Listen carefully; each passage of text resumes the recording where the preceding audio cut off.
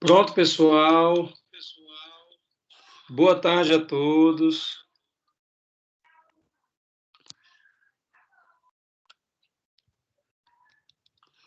Amanda? Oi, professor.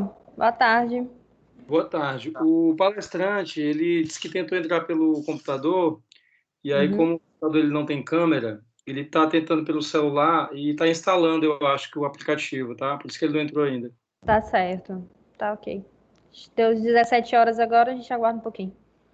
Tá, acho que quando ele entrar, eu já inicio aqui, tá? Os Ok. alunos aqui, tudo certinho, já com todo mundo, já aqui. Sim, eu já dei aquelas permissões, então tá entrando todo mundo direto. Não tô Bom, precisando aceitar. maravilha. Amanda, espera só ele entrar, aí tu deixa comigo o resto, tá? Ok, tudo bem, professor.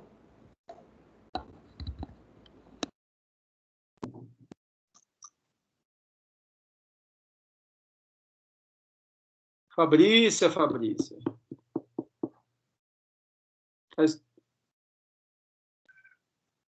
Cadê tu, Fabrícia? Tá só tua foto aí?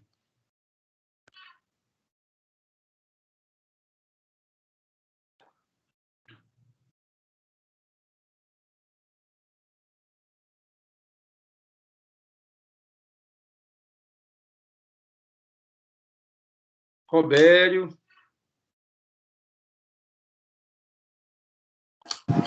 Tarde, professor. Boa tarde, tudo bem contigo?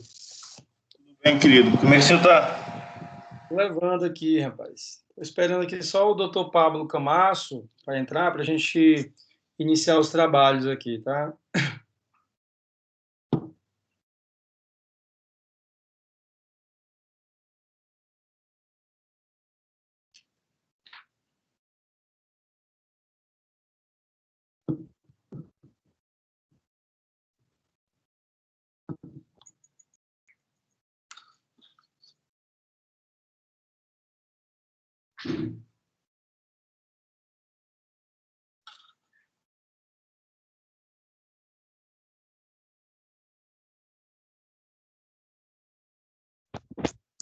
Pronto.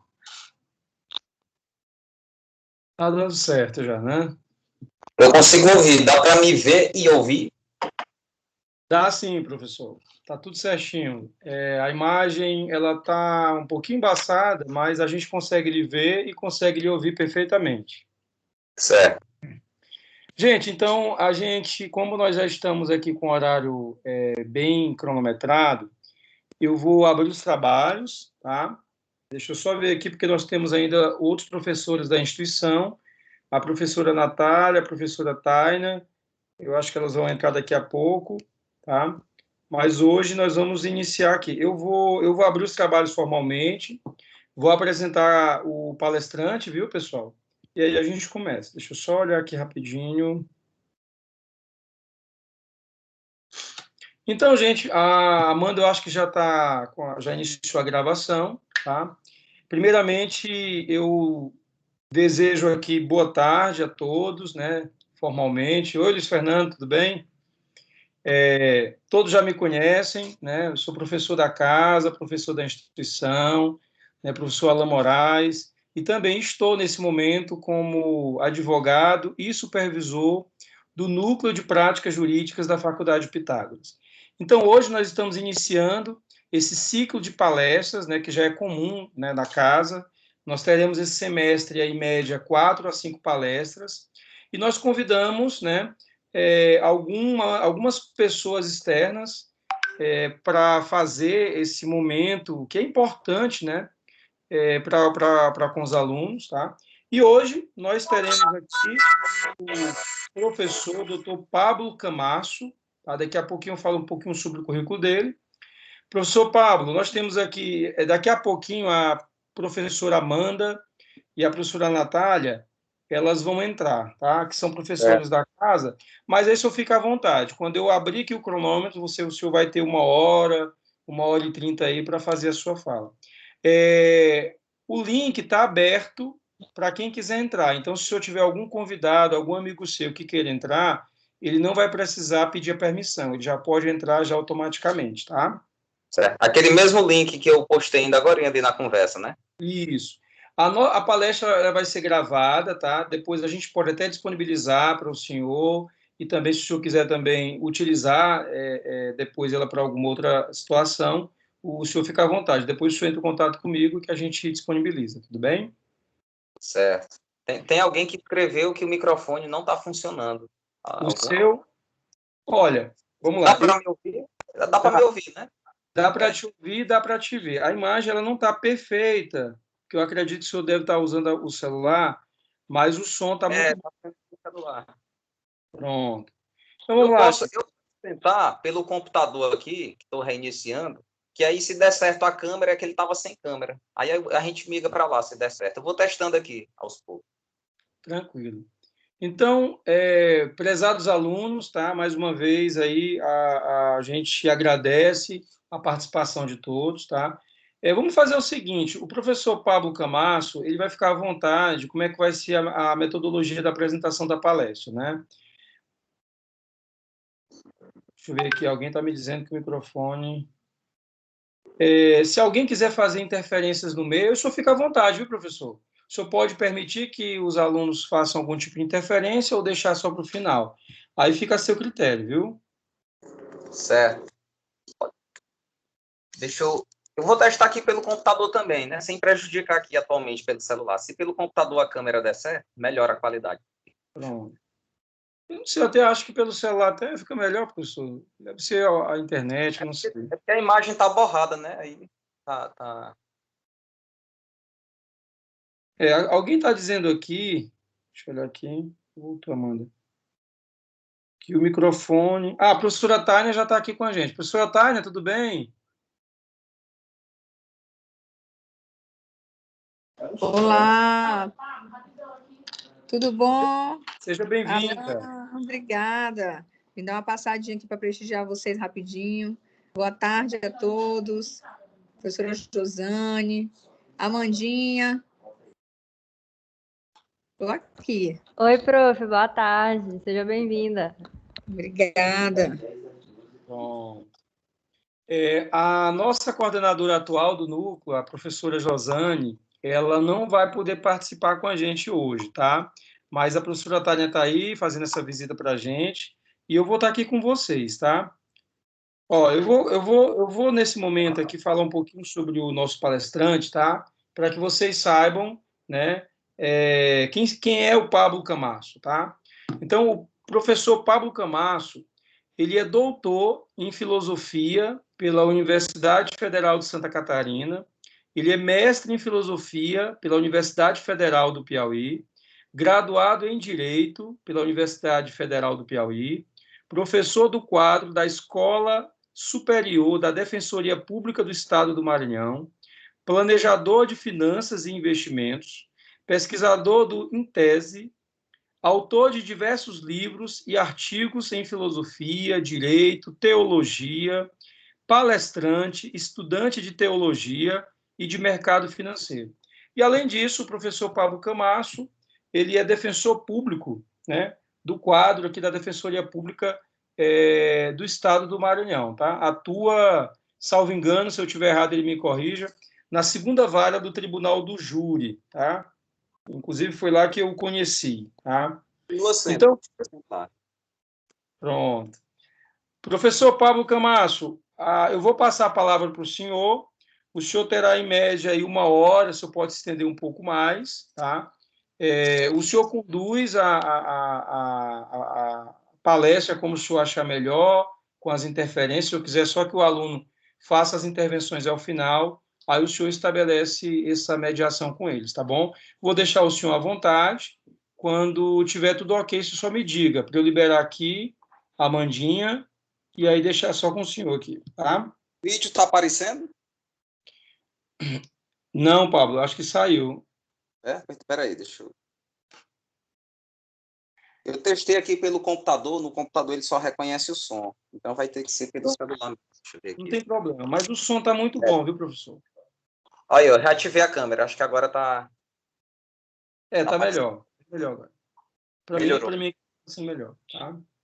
Certo. Professor, a palavra está com o senhor, o senhor tem aproximadamente 60, 70 minutos, né, para proferir a sua palestra e fique à vontade, tá bom? Aí, no final, eu vou estar por aqui para a gente encerrar os trabalhos. De antemão, a Faculdade Pitágoras agradece a sua disponibilidade, tá? É a segunda vez que o senhor nos visita, né? A primeira vez foi presencial, eu lhe convidei para uma palestra, né, lá para os alunos, né? E hoje, pela segunda vez, tá? Sinta-se em casa, tá? Muito obrigado pela sua disponibilidade e participação, tá? A palavra está com o senhor agora. Tá certo. Então, boa tarde a todos os presentes. É uma satisfação aqui colaborar pela segunda vez com a Faculdade Pitágoras. Por ocasião da primeira, foi antes da pandemia, nesse tempo ninguém usava máscara, e a gente podia assistir lá na sala de aula presencialmente. Era uma turma que acho que estava no terceiro período na época, e conheci o professor Alan justamente na minha atuação, que é na segunda vara do Tribunal do Júri de São Luís, né? Eu atuo pela Defensoria, do lado da defesa, e aí ele tinha levado, na ocasião, uma turma inteira acho que de processo penal para assistir, né? Então, de lá para cá, a gente tem mantido diálogo, e quero saudar todos os presentes, professores e alunos,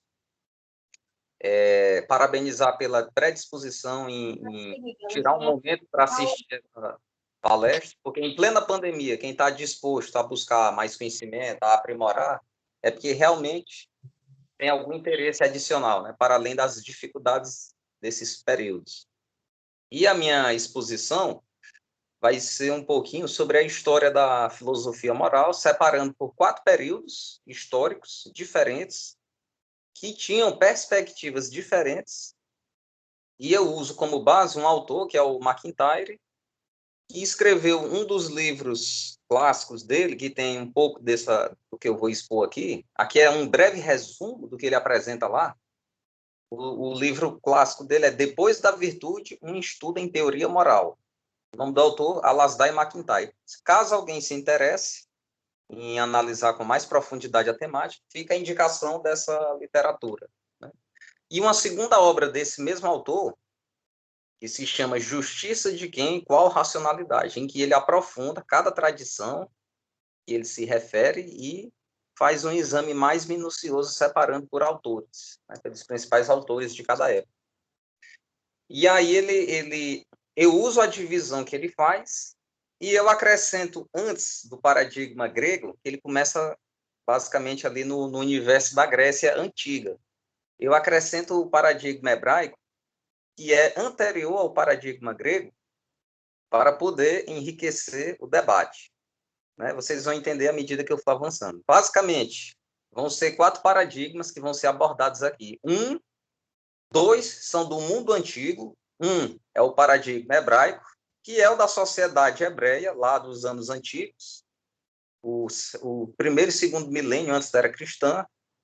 Depois vai ser o paradigma grego, que é também da antiguidade, porém são séculos ali, 5º, 4º, 3º, 2º antes da era cristã, período ali grego-macedônico.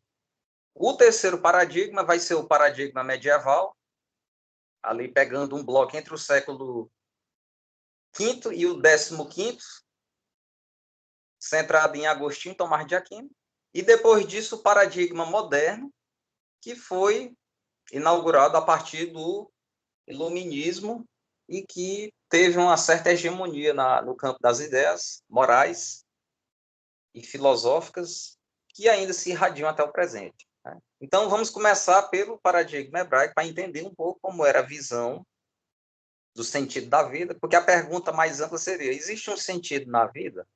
Algum sentido para essa nossa vida? E se existe, onde eu devo buscar? Qual a fonte disso? Qual é esse sentido? E o que eu posso fazer para poder me aproximar dele? E quando a gente faz essa pergunta, se voltando inicialmente para o contexto hebraico, paradigma hebraico, é o contexto ali do Antigo Testamento. O que a gente tem ali? Que é o paradigma que o povo hebraico, judeu, foi construindo ao longo daquele período que é abrangido pelo Antigo Testamento. O que a gente tem lá do ponto de vista hebraico? É muito claro na narrativa do Antigo Testamento, e a narrativa do Antigo Testamento é aceita por judeus, católicos e protestantes, né? Portanto, é uma fração expressiva da sociedade mundial de ainda hoje, que respeita esses escritos daquele tempo. No paradigma hebraico, a gente tem, primeiro, Deus é apresentado como o criador do universo e dos céus e da terra e também da humanidade. Ou seja, isso é uma perspectiva teísta. Existe um Deus que é criador, e não só é um Deus que criou o mundo e criou a humanidade, mas também é a noção de que Deus intervém nos assuntos da humanidade, né? Isso é teísmo. O mundo antigo era muito marcado pela noção de teísmo, a noção de que há um Deus que cria e um Deus que intervém nos fatos humanos. E no paradigma hebraico também é dentro dessa linhagem, é dentro dessa perspectiva. Então, lá, Deus é apresentado como criador do universo, do céu, da terra, das águas, dos mares, separação de terras, criador dos seres humanos, e estipulou para os seres humanos que existe, sim, um sentido na vida deles, e que esse sentido ele é tanto mais realizado quanto mais o homem, aqui quando eu falo homem, eu estou falando no sentido humanidade, né? Não é só o gênero masculino, homem no sentido de humanidade, quando o homem se aproxima de Deus. A visão hebraica ensina basicamente assim, que a natureza humana, ou seja, a inclinação natural do ser humano, ela é egoísta, ela é autocentrada, ela busca apenas o próprio interesse, ela não tem compaixão pelo outro. A tendência do ser humano é ser egoísta, é de tirar vantagem de todas as situações, é de buscar somente o seu próprio bem, o seu próprio proveito, e muitas vezes, se precisar prejudicar terceiros, causar mal a outras pessoas para se satisfazer, o ser humano tem essa tendência. O paradigma hebraico, a escritura, o Antigo Testamento aponta isso todo o tempo, que a natureza humana, as imaginações e os pensamentos são voltados para seus próprios objetivos. E são maus, não são voltados para o que é justo, para o que é bom, para o que é verdadeiro, para o que é correto. Antes é voltada para o mal, para a discórdia, para confusões, guerras, violências, a busca do próprio interesse. Algo muito parecido com aquilo que o Thomas Hobbes, já no período mais próximo da modernidade, vai chamar do estado de natureza do homem, que é aquele homem altamente agressivo, egoísta, centrado em si próprio. É algo muito parecido com aquela leitura que o Thomas Hobbes fez da natureza humana no seu livro Leviatã. Que, inclusive, quem tiver curiosidade, pode ler, que é um autor que dá uma boa descrição da natureza humana a partir muito similar ao que a Bíblia, na porção do Antigo Testamento, faz. Então, no paradigma hebraico, o homem é apresentado como sendo naturalmente inclinado para o mal, para suas próprias paixões, para o egoísmo, e ele tem que ser corrigido, ou seja, ele tem que se distanciar da busca egoísta do próprio interesse, numa tentativa de negar a si próprio e buscar se aproximar de Deus, que é o Criador. E quando ele vai se aproximando de Deus, quando ele se arrepende dos maus caminhos e se volta para Deus, ele vai buscando novos objetivos que não são mais objetivos egoístas, são objetivos de justiça, de verdade, de buscar o bem do outro, de ter compaixão pelo outro, de buscar fazer pelos outros o que ele quer que seja feito para ele mesmo, de não fazer aos outros o mal que ele não quer para si próprio. Então, é aquele cuidado com o próximo, né? Passa a ser requerido isso. Tem que se aproximar de Deus, se despir de uma natureza que se inclina para o mal, para a corrupção, e nessa autonegação do próprio lado negativo, buscar se aperfeiçoar no próprio Deus para que se caminhe para algo melhor, para se tornar alguém melhor, que pratica a justiça, que pratica a verdade, que pratica o que é bom, que abandona o que é mal. E essa caminhada, ela é recorrente, essa invocação a se abandonar o mau caminho e se voltar para o bom caminho, se aproximar de Deus em vez de se afastar de Deus, esse é um chamado constante em todo o Antigo Testamento, né? Então, fica muito claro ali que isso já vai ser uma premissa que vai estar presente em outras épocas. Existe uma natureza humana defeituosa por natureza, que é o homem é pecador por natureza, da maneira como é dito lá. Esse homem pecador por natureza, ele deve ser melhorado, ou seja, ele deve abandonar seus maus caminhos, se se converter de sua maldade, se voltar para o seu Deus, Criador, e buscar o caminho que Deus estipulou para ele, porque lá tem uma série de mandamentos, princípios, estatutos que orientam o ser humano a buscar uma vida boa, uma vida adequada, uma vida correta, justa, verdadeira, fora da mentira, tudo mais. Então, existe a natureza humana pecaminosa, defeituosa, falha. Existe uma natureza humana que já é uma natureza aperfeiçoada com a ajuda de Deus. E o ser humano deve caminhar rumo a esse aperfeiçoamento da natureza caída para a natureza aperfeiçoada, se aproximando de Deus. E existe também um telos, porque dentro do que é ensinado na Escritura, no Antigo Testamento, né, isso vale também para os judeus e para os cristãos, existe um propósito específico na vida de cada pessoa que é criado conforme a especificidade de cada pessoa, conforme suas virtudes, seus defeitos, suas forças e suas fraquezas. Existe um propósito específico para cada uma das pessoas antes mesmo do nascimento delas ocorrerem. E como exemplo disso, a gente pode apontar, quem tiver curiosidade depois, pode pesquisar o livro de Jeremias, que é um dos profetas do Antigo Testamento, né, um livro bem longo. No livro de Jeremias fica muito claro. Jeremias era de uma família de sacerdotes e existia um costume de que os filhos dos sacerdotes continuavam a linhagem sacerdotal naquela época. Então, quem era filho de sacerdote era preparado para, quando o pai fosse se distanciando com a avançada idade daquela atividade, o filho ia assumindo o seu posto. E o Jeremias, que é o famoso profeta Jeremias, também era dessa linhagem, então ele estava sendo preparado para aquilo. E aí, quando chega a idade dele assumir o sacerdócio, conforme a tradição do povo da época, Deus aparece para ele e diz assim: Jeremias, antes que tu fosse formado no ventre de tua mãe, eu te conheci e te dei por profeta às nações. Então, Deus estava dizendo para ele: olha, tu foi preparado a vida toda para ser sacerdote, mas o propósito que eu tenho para ti, específico, conforme a tua particularidade, é de tu ser profeta e não sacerdote. E aí ele, no ano que ele iniciaria o chamado sacerdote, ele iniciou o ministério profético, que era um ofício diferente. Sacerdote e profeta pode ser muito parecido, mas do ponto de vista lá da tradição hebraica, eram duas funções que tinham algumas semelhanças, mas tinham muitas diferenças entre si. E aí ele exerceu o chamado profético, né? Tanto é que o livro dele é considerado um livro profético, e ele cumpriu isso que foi estipulado para ele. E dali é apontado esse ensinamento, que antes mesmo da gente nascer, Deus já tem para cada um individualmente um propósito. E a pessoa pode caminhar a vida toda sem nunca ter buscado qual é esse propósito, sem nunca tê-lo realizado.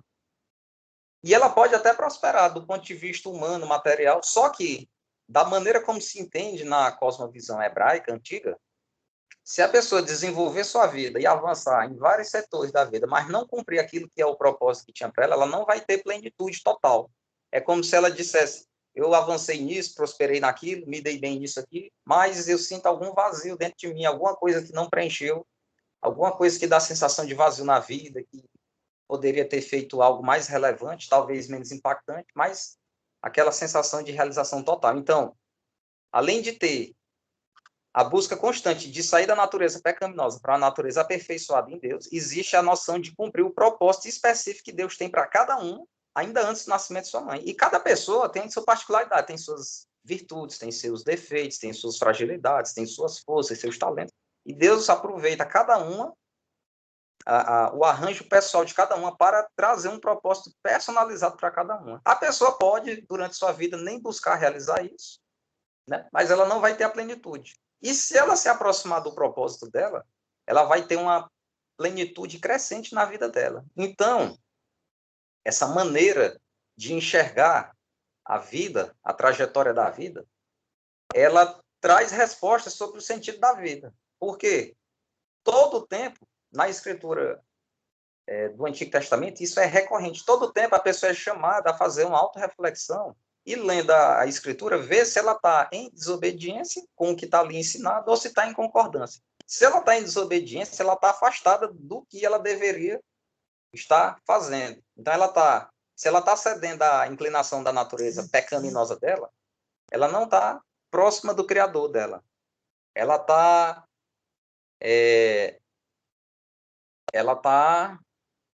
se distanciando do propósito, ela está se distanciando de um caminho que é próximo de Deus e, naturalmente, ela não vai ter a realização total. Então, ela consegue, no estado de vida que ela está, fazendo o exame pela própria Escritura, saber se está próximo ou longe daquilo que Deus estipulou.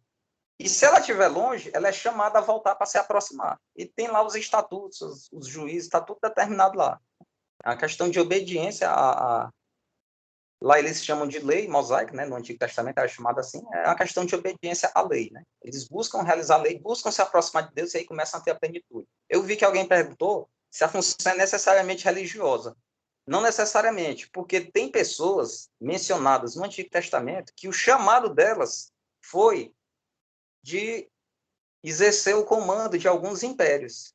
Inclusive, extrapola um pouco aqui o tema de palestra, mas é dito lá, por exemplo, durante o profeta Isaías, que ia ter um rei da Pérsia, que ia ter por nome Ciro, que ia ter uma função de dominar os povos que na época eram os destacados.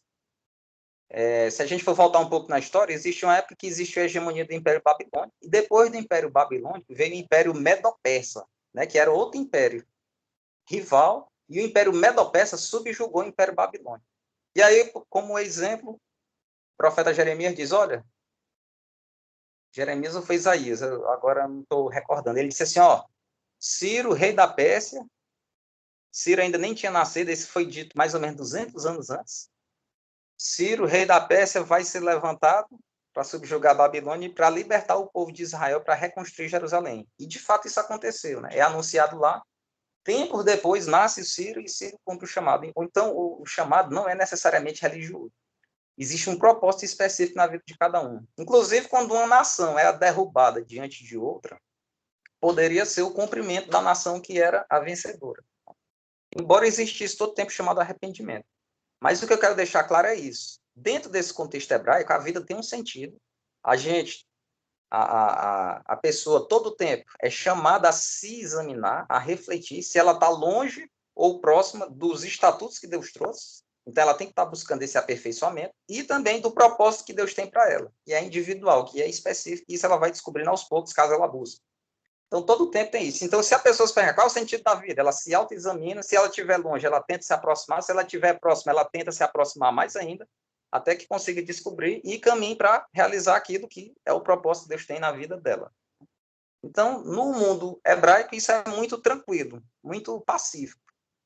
E o teísmo, que é essa noção de que há um Deus que cria os fatos humanos e que intervém nos fatos humanos, isso está manifestamente explicitado na escritura do Antigo Testamento, e também outras religiões da época também tinham essa crença. Era comum qualquer imperador daquelas civilizações do mundo antigo, eles tinham a noção de que se ele era imperador, ele tinha um favor do que ele acreditava ser a divindade naquele seu contexto, né? Então, isso estava na cultura, existia uma simbiose entre a função de um imperador e a convicção de que há uma divindade por trás daquilo, ajudando ele a operar aquelas conquistas militares e tudo mais, e cumprir os seus papéis como governante, né?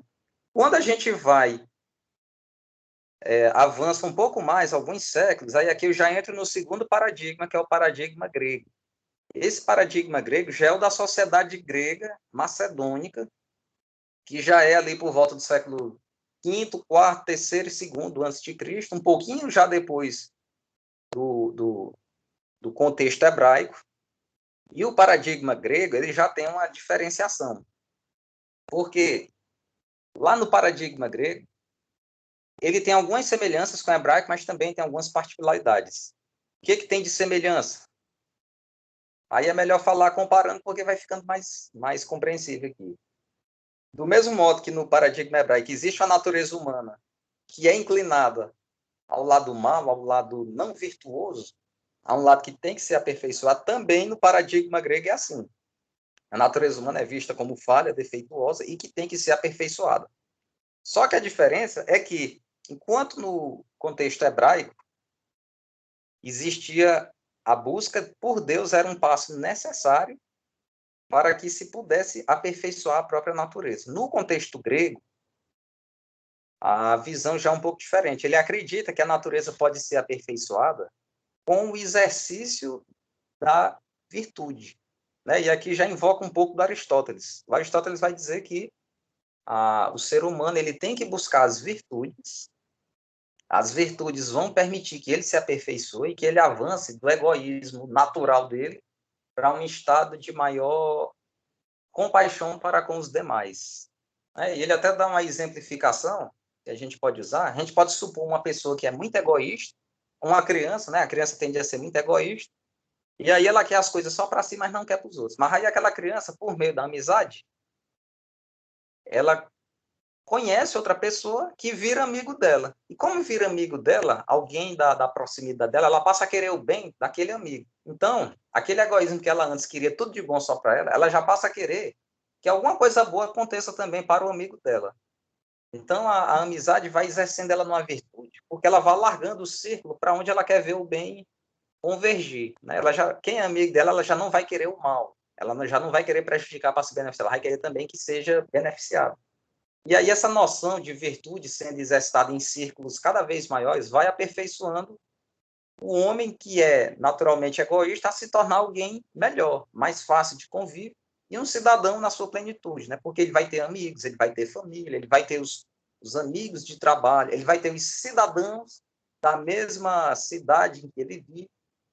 E ali ele vai, ao exercício progressivo da virtude, vai alargando o ciclo para quem ele quer ver o bem e não o mal. Então, aquilo vai aperfeiçoando aquele cidadão a ser cada vez melhor, que ele vai reduzindo o egoísmo dele, né? Então, existe sim a premissa de uma natureza por origem defeituosa, que precisa ser aperfeiçoada mediante o exercício das virtudes. E ele se diferencia do paradigma hebraico porque ele não busca a escritura lá de Deus, ele não busca Deus nesse processo, ele não busca obedecer o que o Antigo Testamento diz, não, ele acredita que o próprio exercício da virtude é suficiente. E também, nessa cosmovisão grega, tem também bem ilustrado pelo Homero, que é o escritor da Ilíada e da Odisseia. Não sei se alguém já teve a oportunidade de ler. O livro Ilíada é o livro que narra a Guerra de Troia. E aí tem até um filme recente que, se não tiverem lido o livro, o filme é mais provável que tenham assistido, que é aquele filme Troia. O filme Troia é uma adaptação do filme, do livro Ilíada. E ali o que acontece? São duas cidades que fazem guerras, e quando a gente lê do livro, ele tem noção de teísmo, sim, claramente. Eles acreditam lá que no universo grego existe uma mitologia com vários deuses. Eles acreditam que os deuses intervêm nas guerras, ou seja, é uma crença teísta, que houve deuses que criaram o mundo e que intervêm nos fatos humanos. Então ele mantém também o teísmo, só que desloca a figura. Em vez de um deus único, como é no caso do hebraico, é uma pluralidade de divindades, né? E lá um deus é a favor de Troia, outro deus é a favor de Esparta, um deus é a favor de um soldado específico, e aí vai tendo aquelas intervenções. Então, eles também têm um teísmo. Eles também têm a pressuposição de que a natureza humana é decaída e tem que correr rumo a uma natureza humana aperfeiçoada mediante as virtudes. Então, existe uma finalidade, sim, de se aperfeiçoar. E também ao reconhecimento de que cada pessoa ocupa um papel dentro da sociedade em que vive, e são vários papéis. E o sentido da vida dela é cumprir aquele papel em que ela foi confiada. Por exemplo, supondo o cidadão típico da sociedade grega do período democrático, um cidadão comum, ele não era só uma pessoa, ele tinha uma família, ele era pai de família, por exemplo, ele era legislador da cidade, porque a cidadania, nesse tempo, ela é exercida de maneira ativa. O cidadão participava ativamente das deliberações legislativas daquela cidade. Ele era também soldado, na época que aquela cidade entrava em guerra, ele também era soldado. E ele também tinha, talvez, um outro ofício, outra profissão. Então, são 4 papéis diferentes que, quando a mesma pessoa exerce, o sentido da vida dela passa a ser cumprir com excelência os papéis em que ela está inserida. Por exemplo, como pai de família, para cuidar da família. Como legislador da cidade dele, buscar leis que sejam justas. Como soldado, quando tiver guerra, ele tem que ser soldado valente, ele tem que ter as virtudes que capacitem a fazer a guerra, a proteger sua cidade. E se ele tiver um ofício, ele tem que ser um bom desempenhador daquele ofício para poder avançar e poder também tratar com dignidade os demais colegas de suas corporações naqueles ofícios. Então, também, aqui a gente vê que, no contexto grego, de maneira similar ao hebraico, tem a premissa de uma natureza humana defeituosa, que precisa ser aperfeiçoada para algo melhor, né? De maneira paralela ao hebraico. Existe a noção de finalidade de cumprir os papéis que foram trazidos, só que aqui ele se afasta de Deus e se afasta também da busca da revelação do que está no Antigo Testamento. Ele passa a acreditar no exercício da virtude, que é algo humano, é algo estritamente humano, não tem a necessidade de apelar para o divino, do ponto de vista ali aristotélico, e também um pouco influenciado ali pelo o escritor que transparece a cultura do povo grego. O livro da Odisseia, que é a volta da guerra, Ilíada conta a guerra. A Odisseia conta quando a guerra termina, a volta do Ulisses para a terra natal. E o Ulisses, quando a gente lê o livro, quem já teve a oportunidade de ler, o Ulisses é muito decidido em voltar para a terra dele para cumprir os papéis dele. Ele deixou uma família lá, na cidade natal, foi fazer a guerra, e agora ele quer voltar, para voltar a ser o pai de família que ele é, para voltar a ser o cidadão que ele era lá, o legislador que ele era lá, poder cumprir o seu papel. Né? Então, isso está todo o tempo inerente à narrativa, porque transparece a visão que o grego tinha. Né? Então, a cosmovisão grega também tem essa premissa da natureza humana, que tem que ser aperfeiçoada, que existe uma finalidade na vida humana, que é buscar esse aperfeiçoamento mediante as virtudes e também cumprir os papéis que lhe foram confiados especificamente. Né? Então, aqui já deu para explicar o segundo paradigma, que é o grego. Aí agora eu vou avançar para o medieval. O medieval já é um pouco mais extenso, mas eu vou resumir para poder, porque a gente ainda tem que avançar para o moderno, que é onde a discussão pesa mais. O paradigma medieval, que já é ali entre os séculos V e XV, ele tem um pouco do elemento, tem um pouco de hebraico e um pouco de grego na estrutura. Por quê? Os dois formuladores base do paradigma medieval que prevaleceu na filosofia é o Agostinho, Santo Agostinho e São Tomás de Aquino. Só que eu vou começar por Santo Agostinho, porque Agostinho é do século V, né? E o Tomás de Aquino já é do século XII, já é bem mais posterior. O Agostinho, ele tentou fazer uma mistura do que o Platão ensinava, e Platão é a filosofia grega, ele tentou juntar o sistema platônico com a Bíblia, com as cartas de Paulo ali do Novo Testamento, principalmente. Então, o modelo agostiniano é uma mistura de Bíblia, especialmente a parte de Paulo, né? Já inclui o Novo Testamento aqui, e junta com a filosofia de Platão. Né? E ele diz, o Agostinho diz que uma das discussões famosas nele é a questão da vontade. Ele diz que ele parte da mesma premissa, a nossa natureza é defeituosa, precisa ser aperfeiçoada, só que, diferente do grego, que não busca o elemento divino, não busca a revelação divina nesse processo, o Agostinho vai fazer uma retomada, ou seja, ele vai extrapolar o paradigma grego e vai buscar lá um pouco do hebraico, ele vai dizer que não, eu tenho que buscar, sim, da parte divina e da revelação divina, elementos que vão me ajudar a me aperfeiçoar. Né? E ele até diz que nesse processo, esse processo é um processo que tem uma finalidade, eu estou buscando ser alguém melhor. Nesse processo, existe um conflito que vai acontecer entre duas vontades, na mesma pessoa.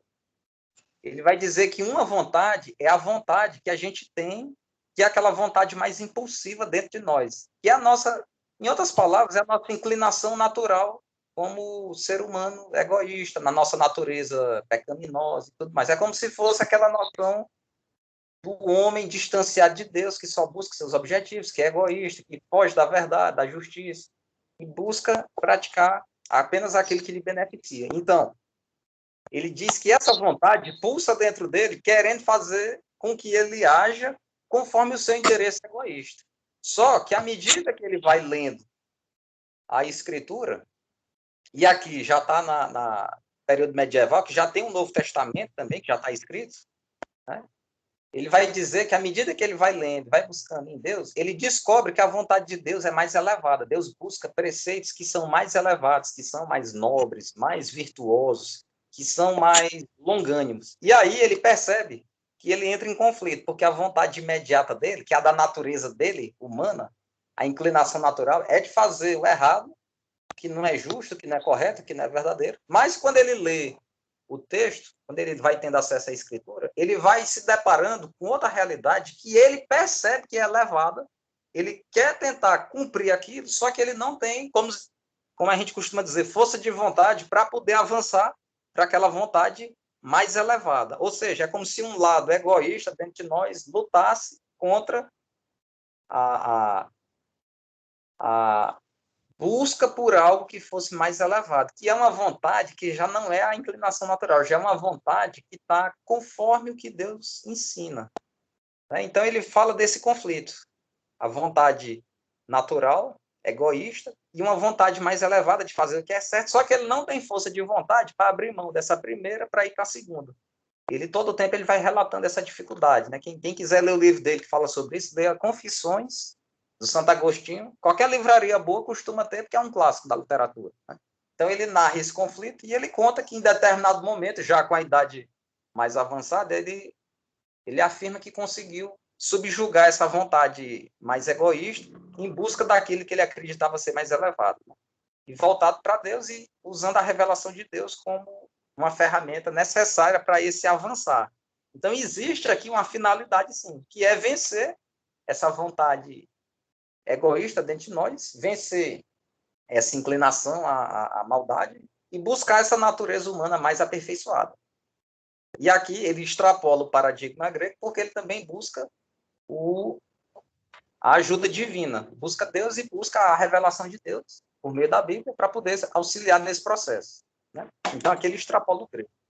E ainda dentro do medieval, a outra figura exponencial é o São Tomás de Aquino.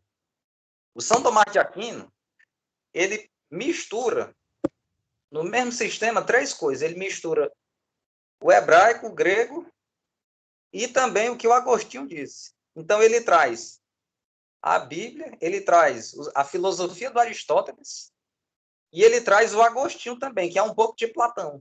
Um pouco de Platão e de Bíblia. Então, o sistema de Tomás de Aquino é uma mistura de Bíblia com muito Aristóteles e alguma coisa de Agostinho que tem um pouco de Platão, né? Tem um pouco de grego, mas também puxa um pouco para o hebraico. E na perspectiva do Tomás de Aquino, tem muita semelhança com o modelo do Agostinho. Ele continua acreditando, aqui já é o Tomás de Aquino, né? Ele continua acreditando que a natureza humana é inclinada para o mal, é egoísta, é problemática, não gosta da verdade, da justiça, da retidão.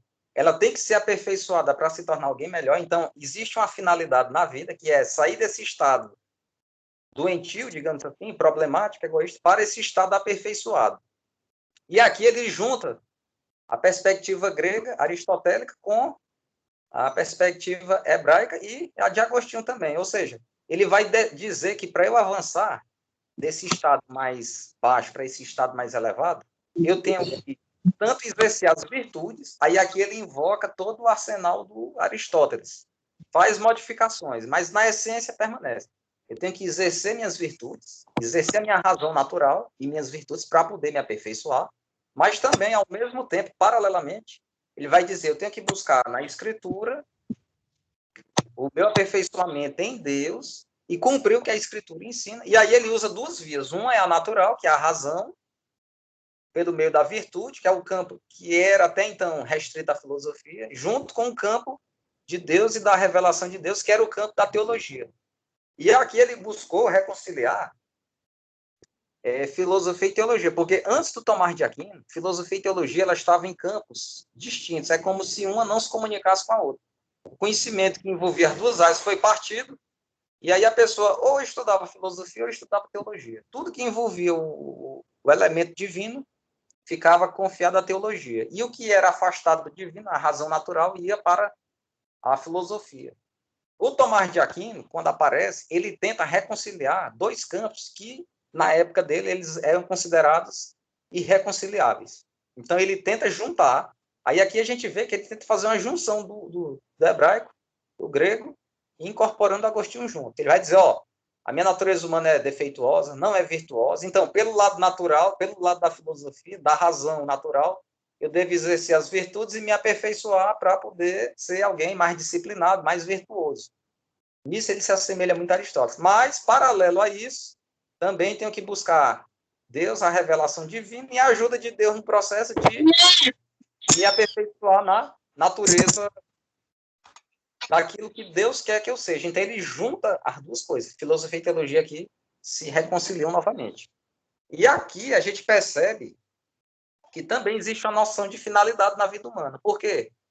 É pressuposto que a natureza humana é falha, precisa ser aperfeiçoada. O mecanismo de aperfeiçoamento é humano, filosófico, da razão natural, que é o exercício da virtude, e também é divino, sobrenatural, para além do humano, que é a busca de Deus e da Escritura. Então, as duas coisas juntas se reforçam e deixam o ser humano mais aperfeiçoado para ser aquilo que ele foi chamado a ser. Até aqui está dando para entender essa história?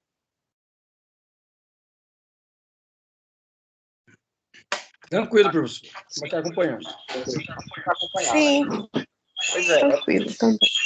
É porque agora é que a coisa vai... Isso aqui é preciso ficar claro, porque o passo seguinte é que precisa raciocinar mais aqui, que aí vai mais embaixo o ponto.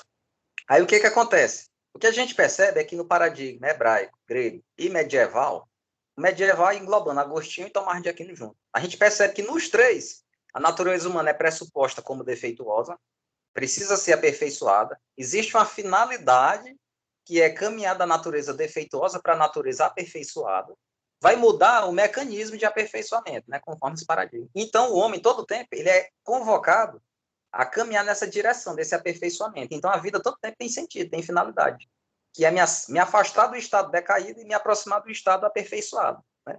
A maneira de fazer o aperfeiçoamento é que vai ser diferente para cada paradigma, porque no hebraico, no mundo ali do Antigo Testamento, é a busca de Deus, cumprir o que Deus determina, se afastar dos nossos caminhos, se arrepender dos pecados e andar com Deus, buscando o que Deus quer. E, junto disso, buscar o propósito que Deus tem individualmente para aquela pessoa, na individualidade dela. Então, é uma coisa que requer a boa vontade humana de se render a Deus, mas o centro da busca está no próprio Deus e na Escritura, ou seja, na revelação sobrenatural.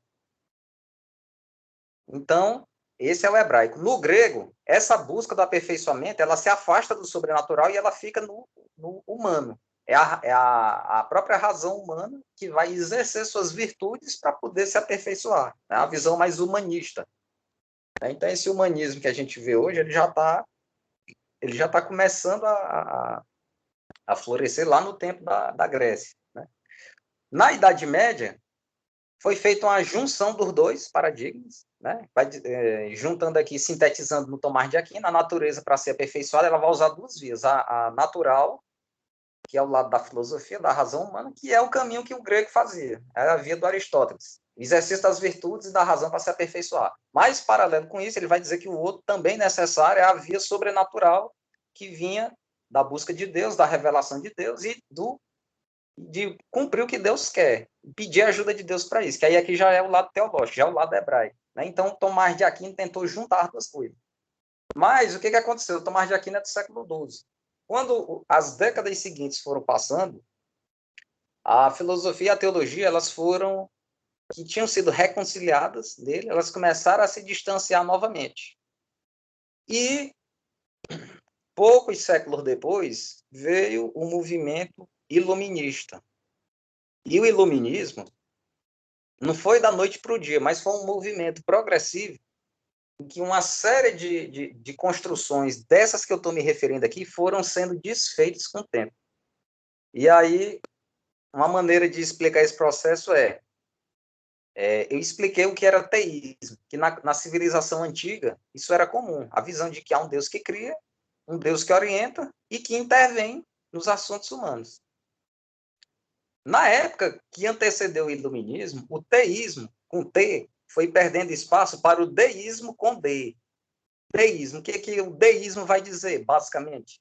Enquanto o teísmo diz que Deus criou o mundo e que intervém nos fatos do mundo e nos fatos humanos, o deísmo vai dizer que ele já quebra uma parte da premissa do teísmo. O deísmo com D vai dizer que pode até ter existido um Deus que criou o mundo, mas se ele existiu, ele criou o mundo e depois desapareceu e deixou o mundo lançado à sua própria sorte.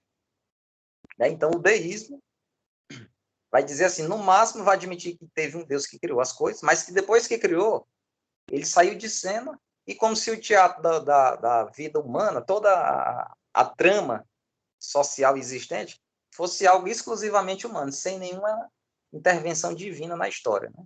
E esse pensamento, a gente vê que é uma relativização de um ponto básico do contexto antigo. E esse deísmo, com o tempo, ele foi caminhando para o ateísmo. E o ateísmo, ele vai dizer que não existiu Deus nem criador, e muito menos um Deus que intervém nos assuntos humanos. Mas se a gente olhar do ponto de vista prático, o deísmo, que é a crença, o deísmo com D, que é a crença de que se existiu Deus, ele só criou o mundo e pulou fora, e deixou o mundo à sua própria sorte, o deísmo, para fins práticos, se aproxima muito do ateísmo. Por quê? Porque no momento que diz que Deus não intervém nos assuntos humanos, é como se tudo fosse somente o ser humano que vai resolver, e o ser humano vai buscar em si próprio a solução de tudo. Então, do ponto de vista prático, o deísmo é muito próximo do ateísmo. E o ateísmo veio florescer com mais vigor ali já na época do iluminismo. Né? E quando o iluminismo veio, uma série de filósofos, que foi o Kant, o Diderot, o Voltaire, o Hume e o Rousseau, que são os 5 que o McIntyre aponta, eles formam a base do pensamento iluminista. Né? E o iluminismo, ele rompe com isso que tinha sido construído até ali o período medieval. Como? Primeiro, vou dar um exemplo. A gente viu que esses 3 modelos tinham uma pressuposição de que a natureza humana é defeituosa por natureza e ela deve ser aperfeiçoada. Ela, por natureza, ela não é boa, ela é ruim. Ou ela é pecaminosa, se for o hebraico, ou ela é não virtuosa, se for do ponto de vista grego. Mas, de toda forma, ela é problemática, ela é insuficiente, ela tem que ser melhorada. O iluminismo chegou e disse, não, ele entendeu que dizer que a natureza humana era por inclinação espontânea problemática, eles entenderam que isso era um aprisionamento do potencial humano. E aí o que eles propuseram? Dizer que, em vez de falar que a natureza humana é defeituosa por natureza, problemática, nós vamos dizer que ela já é boa por natureza e vai se tornar ainda melhor. Isso aqui é um pensamento que está muito próximo do que o Rousseau disse. O Rousseau é que tem aquela frase que o homem nasce bom e a sociedade é que corrompe. A crença de que o ser humano já nasce bom. Ele não é por natureza mal, ele é bom. E só vai ficar melhor ainda. Isso é a gente vê que aqui é um rompimento profundo com a premissa do raciocínio moral que existia nos modelos anteriores.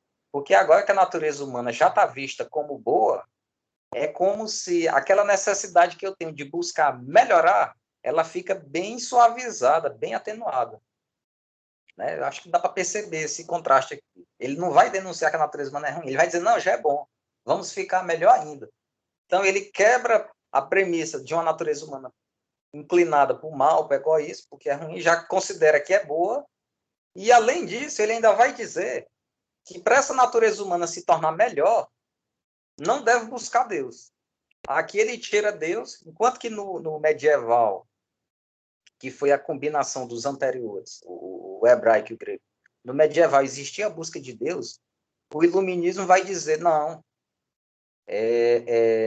a gente tira Deus da jogada e a gente vai botar o centro da busca não em Deus, mas na razão humana. Vai ser o próprio homem que vai buscar em si mesmo a solução de o que é necessário para ser alguém ainda melhor do que o que ele já é, por natureza. Então, não se supõe mais que a natureza humana é problemática, não vai mais se buscar Deus, porque eles vão dizer que agora está no próprio homem a solução de todos os problemas, e a via de buscar esse aperfeiçoamento é a própria razão humana, porque como não tem mais nada de divino, de sobrenatural, de extra-humano, é só a razão humana mesmo que vai descobrir todas as respostas para todos os problemas. Então, a gente vê aqui que a premissa do raciocínio, ela rompe com a estrutura anterior. Antes você tinha uma natureza defeituosa, que precisava buscar, em alguns dos paradigmas, Deus, a revelação de Deus, para se tornar aquilo que Deus queria que a pessoa fosse.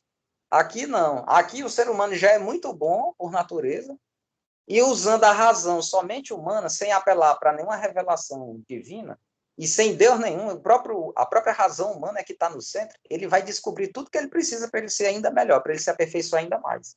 Então aqui, ele tirou Deus do centro da busca e colocou a razão humana. E a razão humana, por si só, vai ser competente para dar todas as respostas. Um dos responsáveis por essa formulação é o Kant, que o Kant, para quem é da filosofia, não sei se tem alguém da filosofia aqui na turma, o Kant é a filosofia do tribunal da razão. A razão é que se torna o super tribunal que vai decidir tudo que é válido ou não. E aí começa, né? A natureza humana já é boa, segundo o que o Rousseau disse. Aí o Kant chega e complementa. E agora a nossa busca vai ser estritamente no ser humano. Eu não devo buscar em Deus e em nenhuma fonte divina solução para os problemas. É a própria razão humana que tem que descobrir tudo, inclusive os preceitos morais. Aqui ele está dizendo que é a questão de comportamento humano mesmo. A busca do certo e do errado vai ser a própria razão, por si só, que vai descobrir. Aí o Kant cria um imperativo categórico como procedimento para revelar isso. Qual é o conteúdo válido para a razão prática humana, né? As normas de condutas morais. Então, a gente percebe aqui que aquela estrutura que dava sustentação para os esquemas anteriores, uma natureza defasada, uma natureza aperfeiçoada e uma busca constante para esse aperfeiçoamento acontecer. E tanto no medieval quanto no hebraico, buscando Deus e a escritura para ajudar nesse processo. E também, considerando a perspectiva grega e a medieval tomista, buscando a razão natural para poder aperfeiçoar nas virtudes, o processo agora ficou muito mais simples. O ser humano já é bom, ele vai tentar ser ainda melhor usando somente a razão humana, sem apelar para nada que não seja humano. Nada que esteja fora da razão humana vai ser admitido como fonte. Por isso a revelação é abandonada, a escritura é abandonada, e o homem, por si só, é a medida suficiente para descobrir tudo. Então a gente vê que muda drasticamente o panorama da inquirição moral que era feita até então. E aí o que acontece? O Diderot era aquele que acreditava que a razão humana era tão competente para dizer tudo, que foi dele que veio aquele projeto da enciclopédia. Que a enciclopédia era uma noção de que o ser humano pode falar de tudo por si só. E aí organiza em ordem alfabética o conhecimento para mostrar como se fosse assim, a prova de que o ser humano, a razão humana é competente para tudo está aqui. Ela pode falar de todos os assuntos de A a Z, e isso ficar disponível para todo mundo na enciclopédia, né? O Voltaire também colaborou no processo porque, na época do paradigma moderno iluminista surgir, existia uma insatisfação muito grande, principalmente na França. Lembrando que Voltaire é francês, e o Rousseau também. A França teve uma experiência muito negativa com aquela simbiose que existe entre política e religião, quando os monarcas franceses absolutistas tinham um apoio da Igreja Romana no exercício do poder. E aí eles tinham aquela revolta contra a estrutura romana que dominava na época, o cenário também político. E essa revolta contra aquela instituição, eles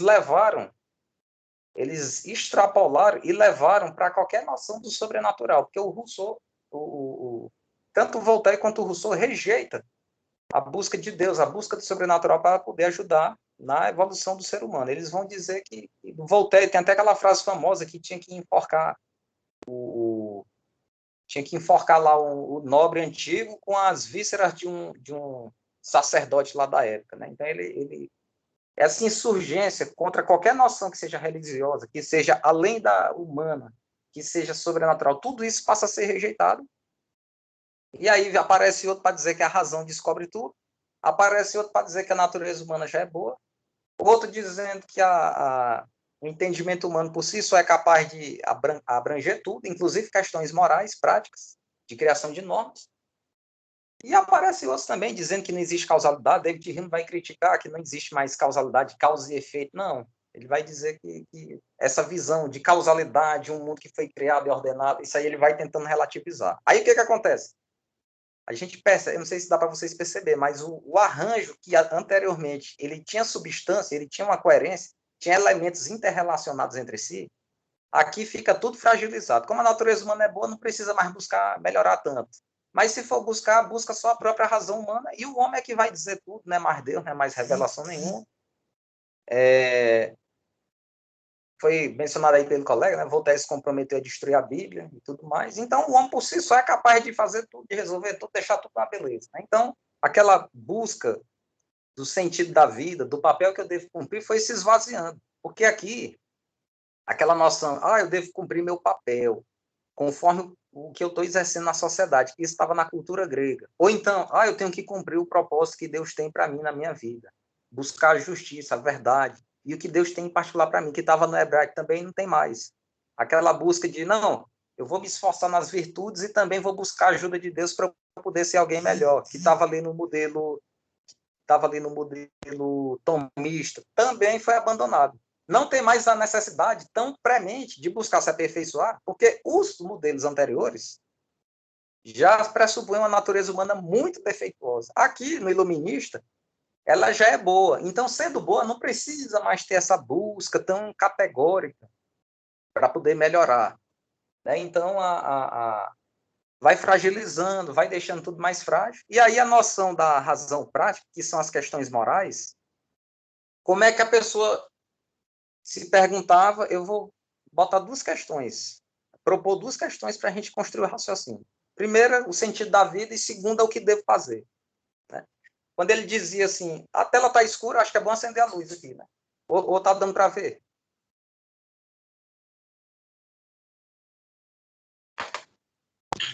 Tá tranquilo, professor. Aqui. Tá para ver, né? Eu vou acender aqui, só para... Acenda, doutor, fica melhor. É porque o sol já desceu, né? Aí aquele lamento do fim da tarde já começou, né? Então, tá dando para ver agora.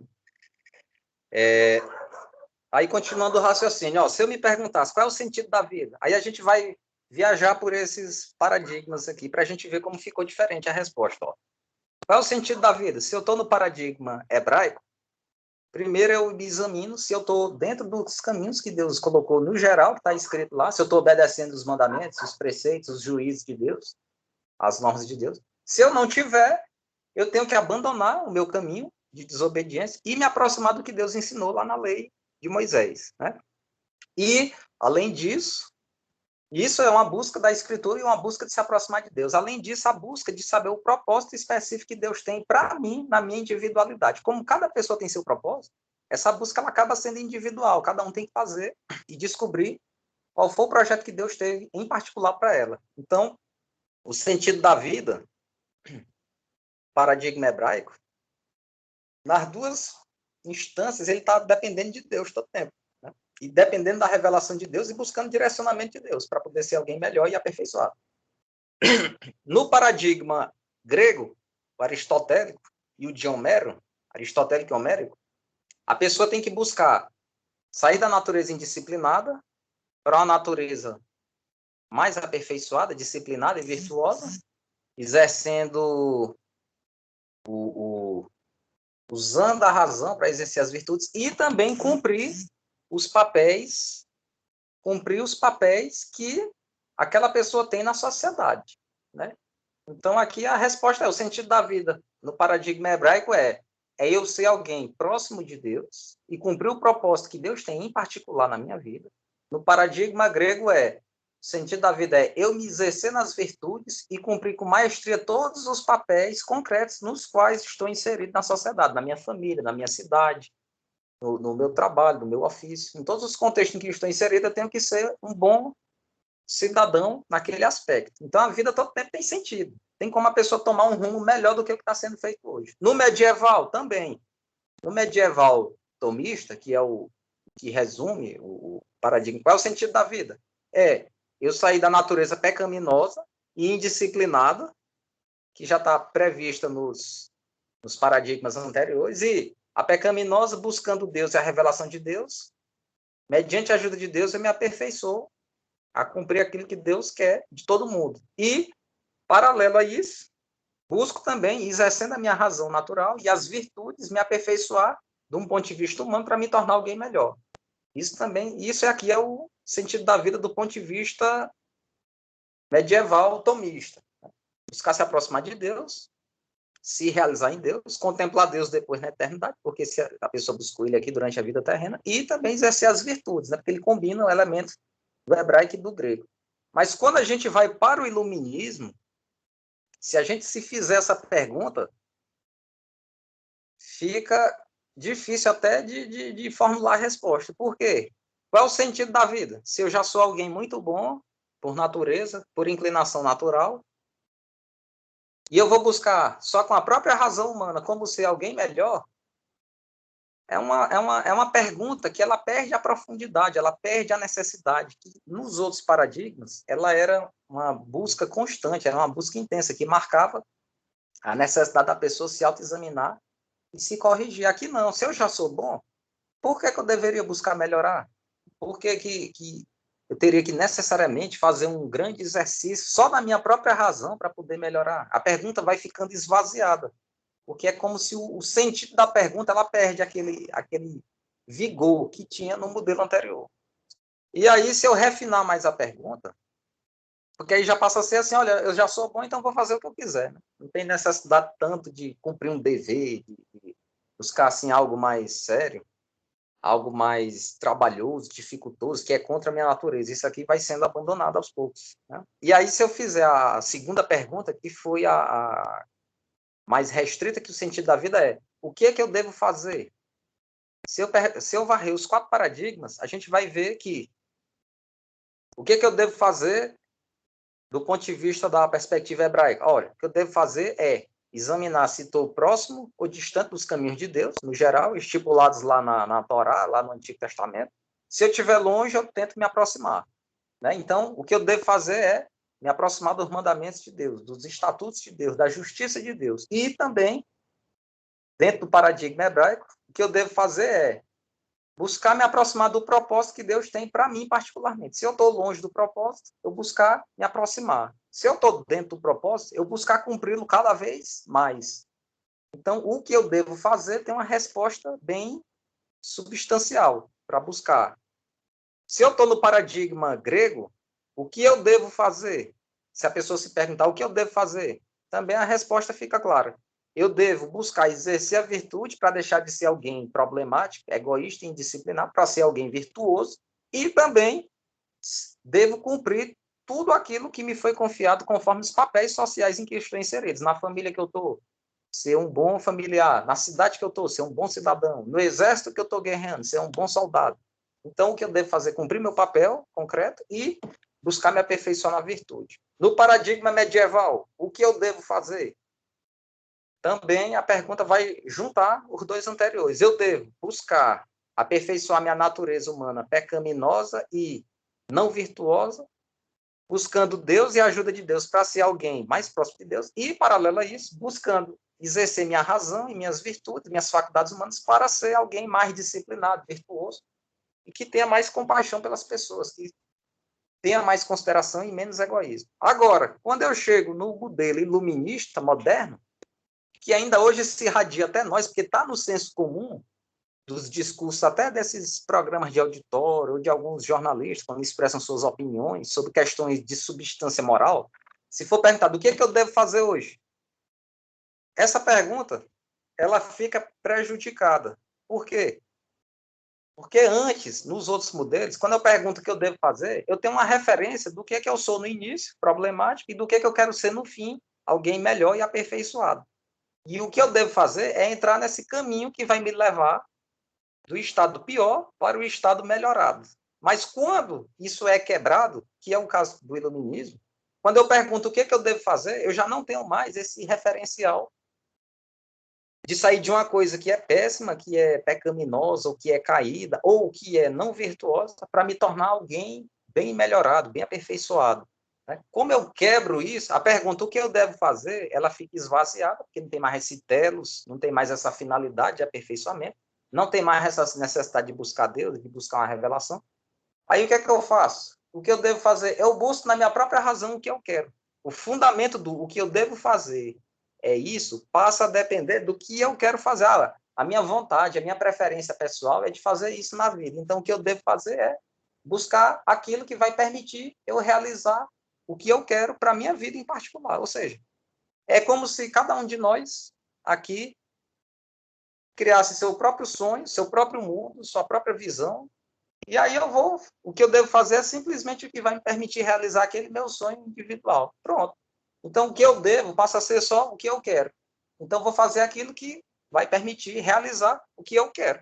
E aí eu quero uma coisa, a outra pessoa quer outra coisa, uma terceira pessoa quer outra coisa. Eu não vou dizer que ninguém está certo, nem que ninguém está errado, porque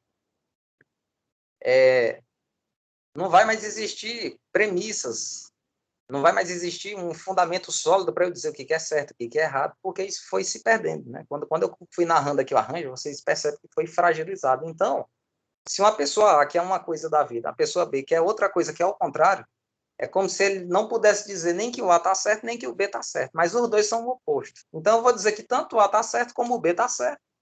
Deixa eles fazer o que eles quiserem, e aí o eu devo de A vira. A deve fazer o que A quer para a vida dele, e B, o que B deve fazer, o que B quer para a vida dele, independente de um ser conflitante com o outro. E aí isso vai levar para o relativismo. Eu vou dizer, olha, como eu não tenho mais nada sólido onde me alicerçar, eu tenho que dizer que tudo é válido, que tudo é legítimo.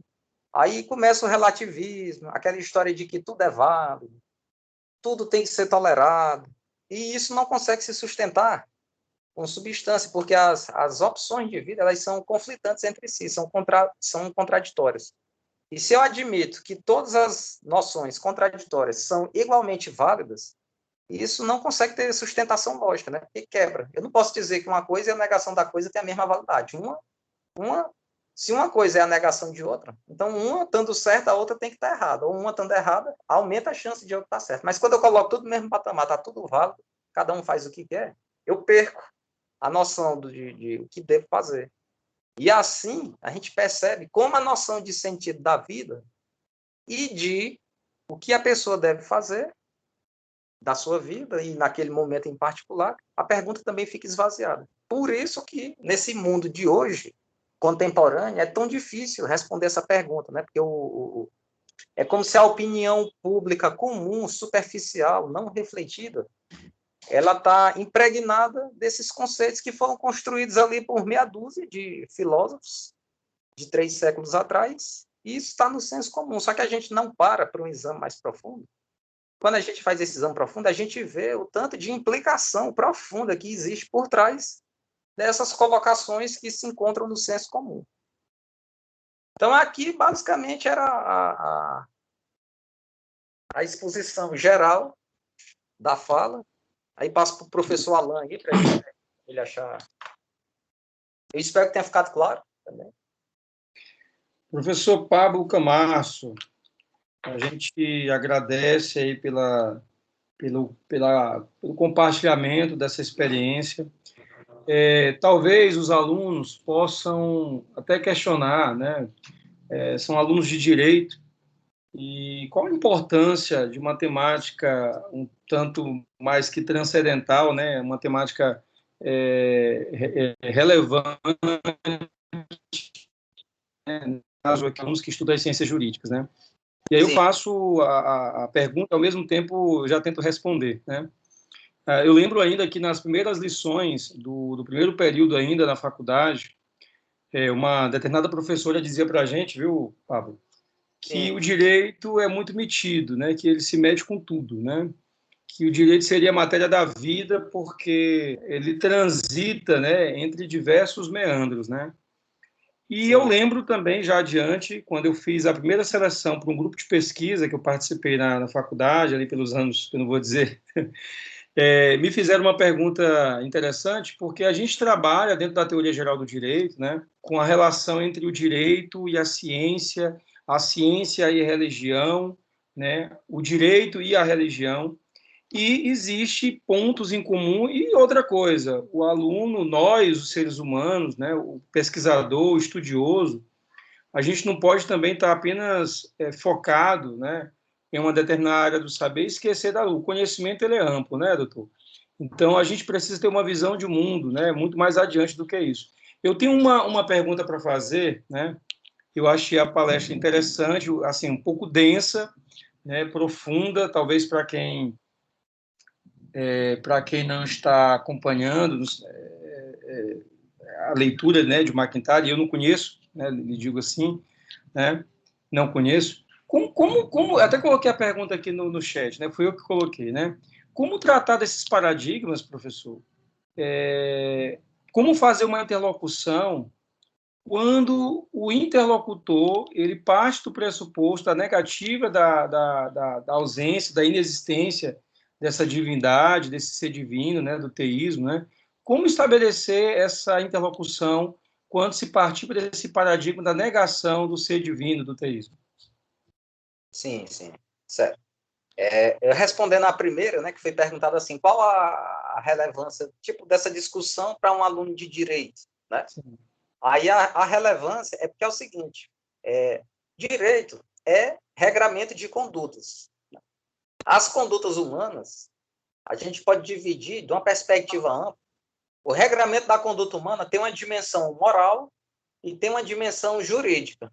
A dimensão moral é, por exemplo, o que uma pessoa pensa pode ser a loucura que for, mas do ponto de vista jurídico, se ela pensou uma loucura, mas ela não externalizou aquilo em nenhuma ação, aquilo não tem interesse para o direito. Aquilo se torna irrelevante, né? Não vai ter um crime porque pensou uma coisa que é uma loucura, mas ela não fez nenhum ato que manifestasse aquilo, então não vai ter problema. Só que do ponto de vista moral, já tem. Se a pessoa entender que moralmente, por exemplo, uma premissa de um raciocínio moral pode ser não queira aos outros o que você não quer para si. Aí a pessoa, na cabeça dela, pensa uma situação que é altamente indesejável para ela própria, mas ela deseja contra outra. Aí ela não externaliza. O direito não vai se preocupar com isso, mas a moral vai. Porque a moral vai dizer até que ponto aquele pensamento é legítimo ou não. E se a pessoa ficar alimentando aquele pensamento do ponto de vista moral, é como se o interior dela se move de alguma forma numa vontade que é de prejudicar o outro. Embora não externalize, embora o direito nunca vá se preocupar com isso, mas a moral vai se preocupar. O próprio Kant, aqui do iluminismo, ele se preocupa muito com a motivação das ações, que a pessoa pode até agir no certo, agir fazendo o que é certo, mas pelo motivo errado. Uma correção aí que ele faz, ele vai dizer assim, olha, a pessoa tem que fazer o que é certo e pelo motivo certo. Se a pessoa fizer o que é certo pelo motivo errado, do ponto de vista jurídico vai estar tudo bacana, não tem nenhuma penalidade a ser cumprida. Mas do ponto de vista moral, a pessoa não está agindo como poderia diante de uma sociedade de pessoas que se digam moralmente harmoniosas, conviventes entre si. Aí interessa por isso, porque as questões morais, a visão moral e até teológica das coisas interferem no direito. Por exemplo, uma sociedade que aceita o paradigma hebraico, ela considera que a pessoa, antes de nascer, já tem um propósito de vida particular dado por Deus. Então, uma pessoa, antes de nascer, tendo já um propósito dado por Deus, ela já tem um valor do ponto de vista moral que é inestimável. Por isso que, do ponto de vista jurídico, para quem tem essa premissa, não dá para cogitar uma norma que permita interromper uma gestação. Por quê? Se ele permitir a interrupção de uma gestação, ele está impedindo alguém que já tem até um propósito que Deus tem particularmente para aquele ser que vai nascer de ser realizado no futuro, né? Então, interfere na norma jurídica. Se, por outro lado, a concepção teológica é a de que não existe Deus nenhum, de que tudo aqui é só a natureza, ele pode chegar e dizer, não, a pessoa só é aquele negócio que está ali dentro, só vai ser um ser humano depois que nascer. Então, interromper a gestação vai ser tranquilo. Então, o direito não vai penalizar aquela conduta. Eu estou dando um exemplo assim que é mais gritante, que é só para mostrar A questão da vida tem relevância do ponto de vista teológico e moral, até que ponto isso interfere numa norma que vai permitir ou não interromper uma gestação, se isso vai ser uma infração penal ou não, se tem um direito civil ali a ser resguardado ou não. Então, aqui mostra um pouquinho de como essas discussões interferem, né, nesses campos.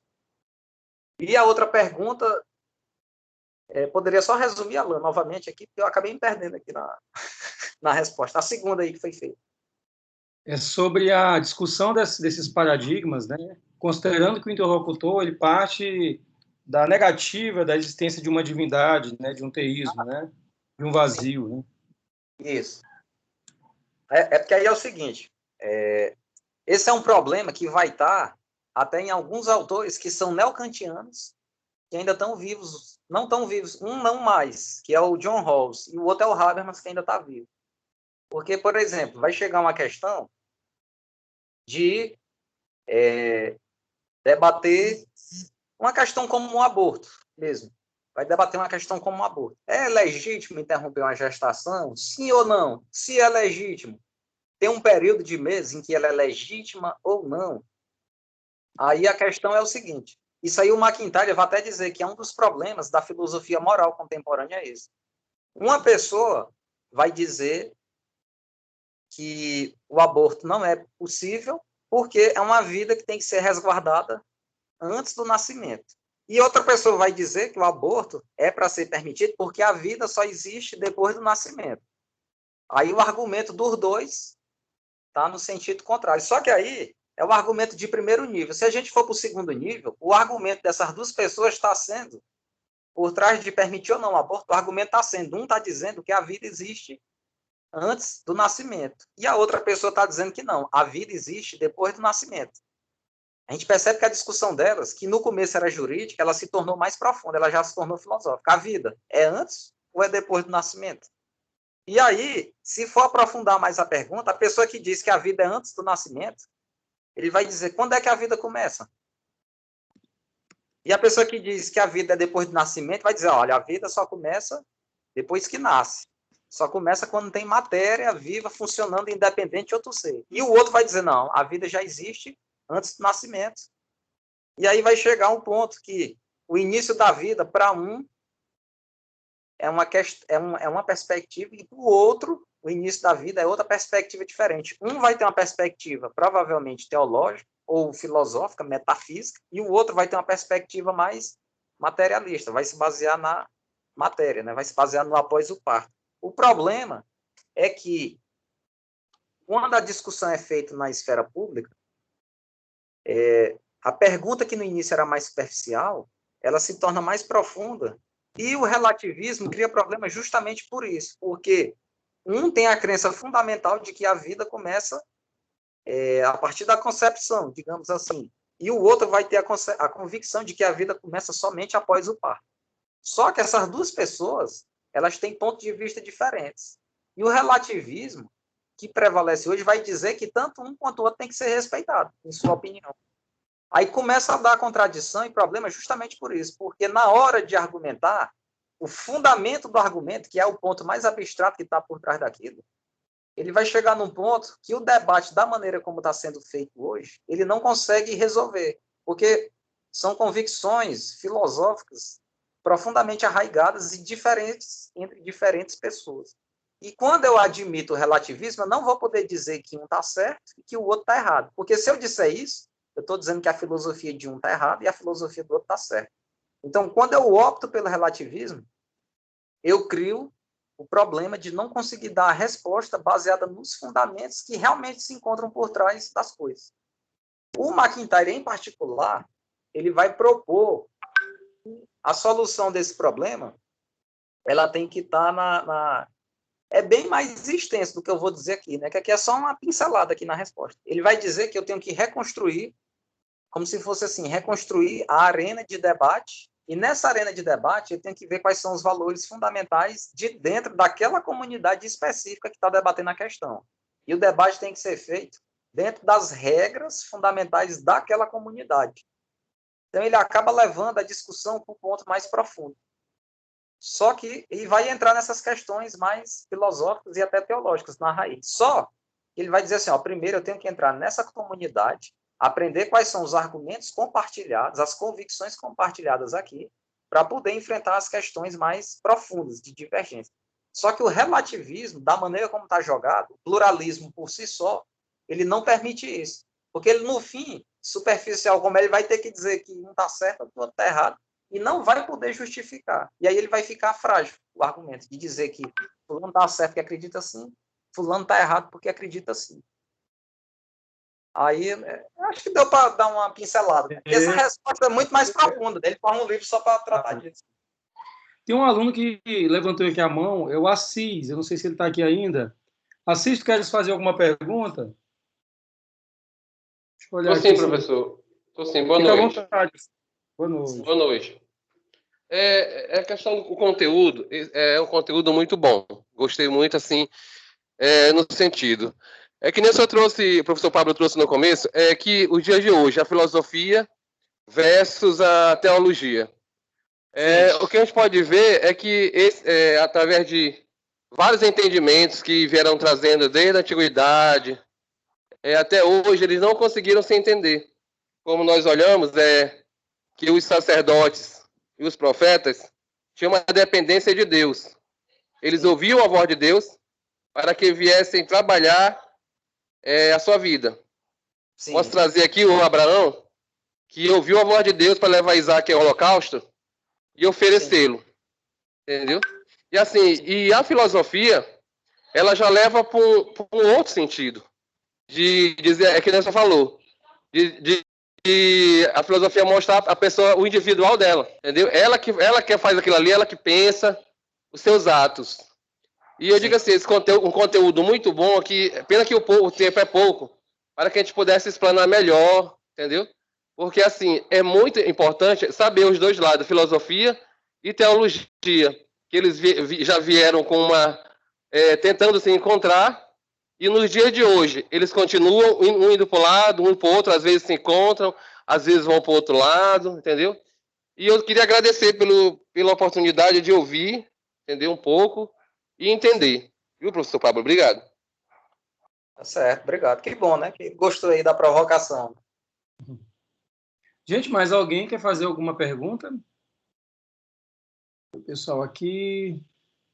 Tem algum convidado seu, professor? O senhor trouxe alguém para participar também? Eu convidei diversas pessoas, mas é porque eu não consigo ver a lista aqui.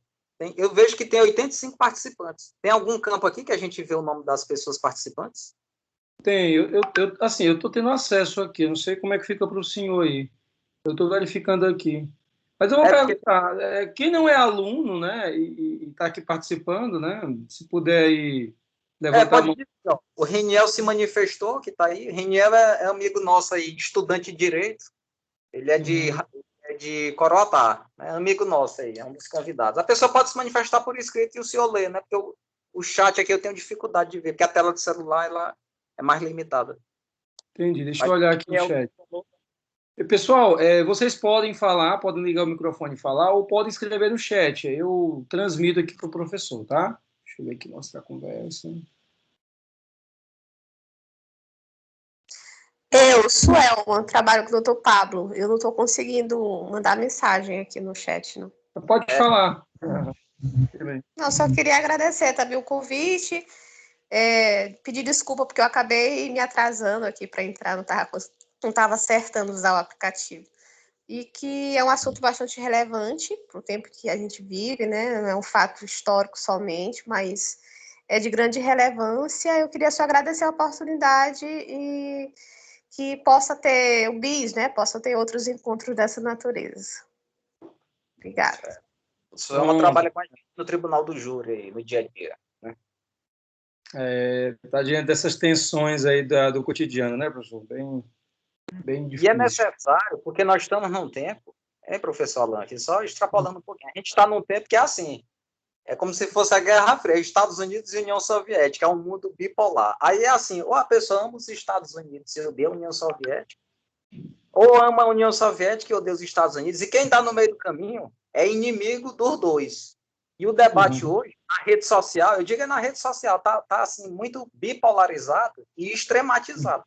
Ele só Sim. aceita assim, a posição ou é 8 ou é 80. Uma posição intermediária é repudiada pelos dois extremos. E na Sim. filosofia não é assim, nem na teologia. Existem... O Max Weber usa uma ilustração famosa que tem um tipo, tem uns extremos e tem as posições intermediárias ao longo do caminho. Na rede social não está assim. Uma pessoa é totalmente o início ou é totalmente o fim do debate e qualquer posição intermediária é rechaçada prontamente pelos dois extremos. E as ciências humanas não são assim. Elas têm linhas intermediárias, têm posições mais próximas de um extremo, mais próximas de outro, mais centrais. E isso está sendo necessário hoje, né? Porque está caindo para um nível de superficialidade tal que tem debate que nem pode ser feito mais.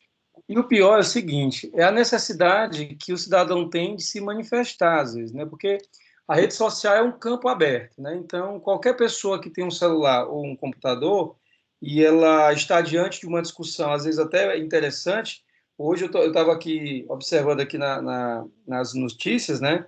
Alguns atos, né? Durante o de militar. Aí todo mundo quer opinar, né? Sobre direito, por exemplo. Aqui nos grupos aqui dos condomínios que eu trabalho, né, que eu atuo com isso, as pessoas comentando aqui, porque hoje a justiça ela concedeu a saída temporária para diversos presos, aí a pessoa começa a fazer comentários, né? Enfim, no geral, o que eu acho, né? As pessoas têm uma necessidade de se manifestar sobre tudo, né, professor? Mas a discussão ela fica dentro da superficialidade, né? Traz a questão do relativismo. Você não tem ali, na verdade, o conhecimento, né, de causa ou de estudo, né, sobre determinados temas, né? E aí cria esse imbróglio danado nas redes sociais e a gente tem sofrido bastante, né? Eu, por exemplo, sempre digo para os alunos aqui, né? Antes de discutir qualquer coisa, né, vamos aprofundar, vamos sair das superficialidades, né? Eu acho que a filosofia ela tem um papel importante nisso, né? Para que as pessoas tomem ciência, né? Da ciência, da discussão aprofundada, dos paradigmas, né? Das opções metodológicas e parar de falar aquilo que vem na cabeça, né? E discutir assim aleatoriamente, né? Isso causa causa algo terrível nas ciências. Isso atrapalha também as instituições, né?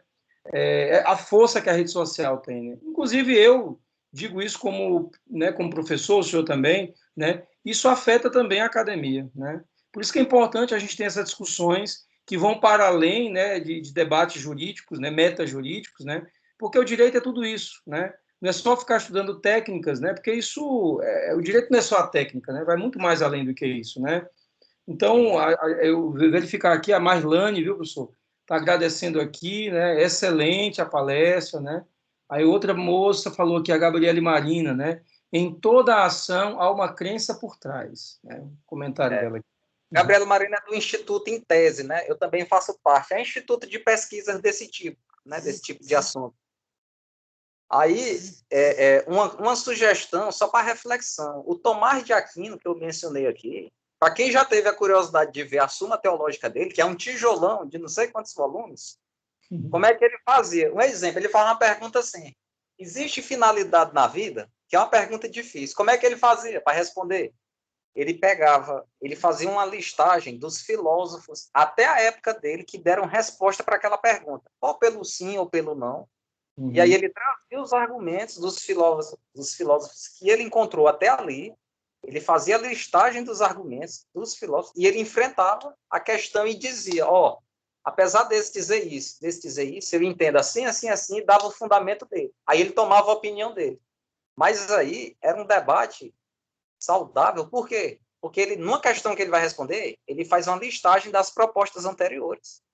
Sim. E enfrenta os argumentos e dá a opinião dele. A pessoa pode não concordar com a conclusão dele, mas pelo menos ele teve a honestidade intelectual de mostrar a força dos argumentos dos anteriores. E aí era assim, quando ele arranjava uma resposta a uma pergunta, existe uma finalidade na vida? Aí ele vai lá e conclui que sim, existe. Uma vez concluído que sim, ele passa para uma pergunta mais avançada. Existindo finalidades, existe uma maior do que as outras ou existem várias de igual importância?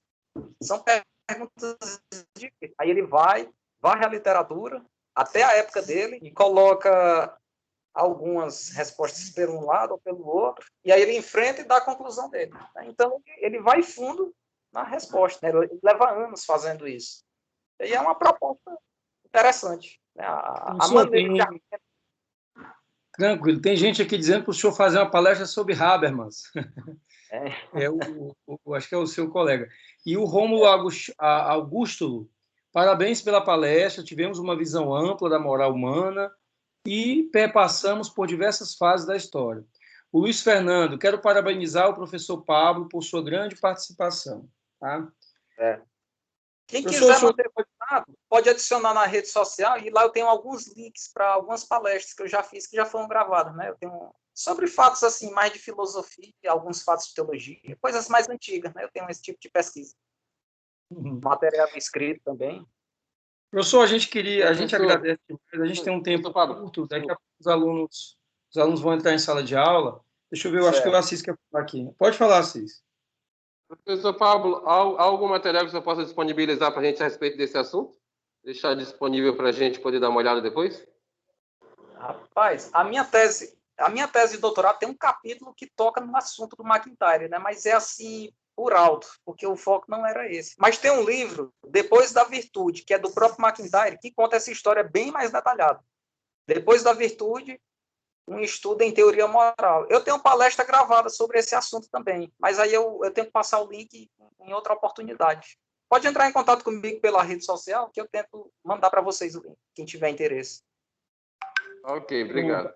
A Laiane Driel escreveu, ótima palestra, obrigado, professor Pablo. Mairlane, ótima pergunta. Gente, daqui a pouco, professor, os alunos vão entrar em sala de aula virtual, tá? A aula começa às 19 horas. E aí eu vou lhe dar aqui um tempinho para fazer as considerações finais, né, para a gente encerrar a nossa palestra de hoje. Certo. Então, as alegações finais, né, conforme a gente costuma fazer no dia a dia do júri ali. Né? Alegações finais é isso.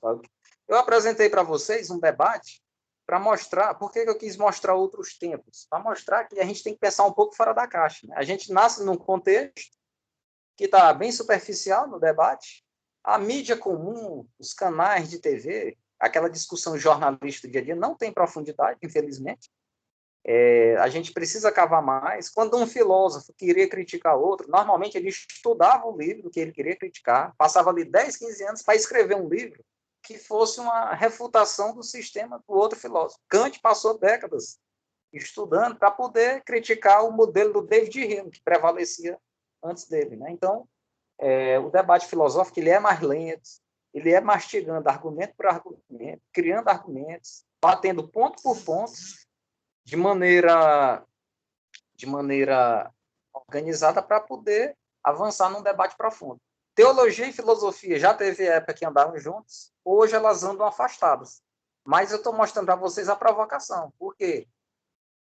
O fato de estar andando separado não quer dizer que necessariamente essa é a postura correta. Quando as coisas estão de um modo insatisfatório, isso pode ser uma convocação para que a gente dê uma colaboração satisfatória, efetiva, profunda, que não seja superficial, né? E um convite à reflexão. Né? E a gente também, como aluno de direito, acho que o foco aqui são alunos de direito. O direito tem muito resquício da teoria pura do direito do Kelsen. Teoria pura do direito quer dizer que direito só é direito, desconectado da sociologia, desconectado da psicologia, desconectado da filosofia. E na vida real não é assim. Na vida real, os problemas jurídicos, eles são respostas para demandas que vão surgindo conforme os problemas de sua época. O Kelsen teve essa proposta, teve uma influência kantiana, fazendo direito puro, por si só, mas não é assim que funciona, porque são demandas sociais complexas.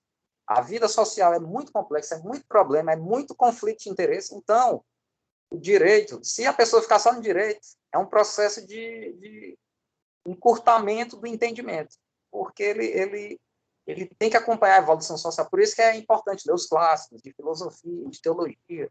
Eu tenho aí palestras sobre esses assuntos no YouTube, a pessoa pesquisa pelo nome, encontra lá, coisas que não são assim do senso comum. Então, essa reflexão que eu quero deixar. Vamos buscar, vamos sair do senso comum, vamos buscar autores mais profundos. E são temas válidos, interessantes. Isso torna o jurista melhor, melhora até a qualidade da linguagem, né? E expande os horizontes. Então, tá certo, professor. Eu, em nome da Faculdade Pitágoras, em nome do professor Caleb, que não está aqui, em nome da professora Josane, que é a coordenadora, o professor Caleb, o coordenador do curso, eu agradeço, tá, imensamente pela sua disponibilidade, né, parabenizar aí pela palestra, né, que eu acompanhei aqui desde o início, e as portas estão abertas, né, você já está vindo aqui pela segunda vez, eu espero que da próxima vez a gente tenha a oportunidade de ter o senhor presencialmente, né, espero que essa pandemia passe, né, mas enfim, a gente agradece, eu vou encerrar aqui a gravação da aula, e depois eu vou lhe disponibilizar, tá? O link da gravação, caso o senhor queira fazer alguma publicação, tá certo? Tá certo. Obrigado, estamos às ordens aí. Boa noite, um grande abraço para todos. Nós vamos encerrar aqui a reunião.